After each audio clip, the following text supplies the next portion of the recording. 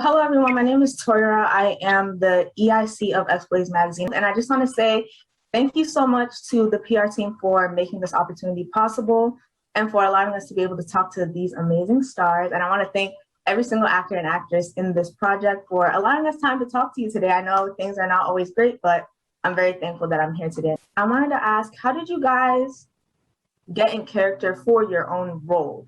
I know that Castro just said that she had to do some research because she wasn't even thought of at the time that this project did take place.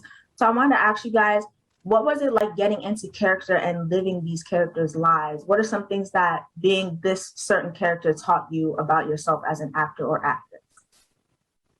I'll speak on part of that. I just want to say I'm actually playing a living person, the real Lucille Flenory. So I had the opportunity to actually speak to her. And the first time I met her on FaceTime was just amazing. But I could ask her any question, and she shared so many things.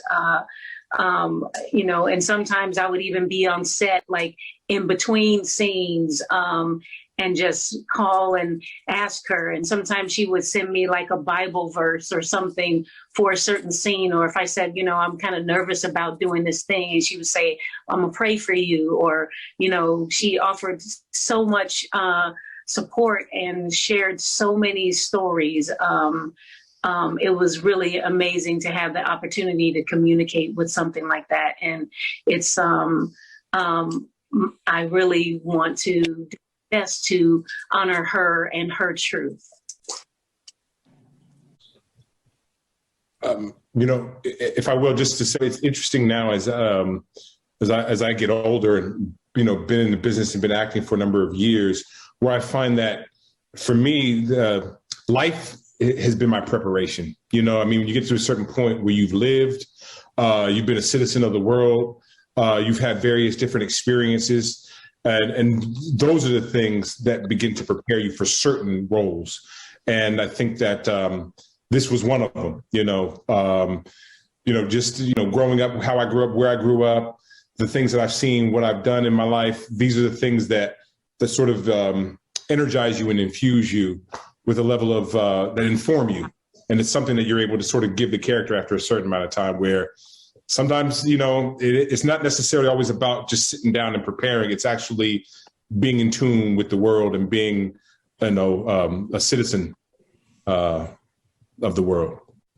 And just to chime on the tips of that and Cash as well, since I was definitely around in the 80s and 90s. The thing is that in the 80s and 90s, the lingo, the language, the whole everything was a part of what I was doing. Because like I was saying, this was my time, my young time when I'm out in the world, when I'm doing these kinds of things, the 90s, well, not the drug game, but I'm around cats that are like that, or I'm going to clubs where everybody's at. I'm in the middle and the mix of everything, and those are my times.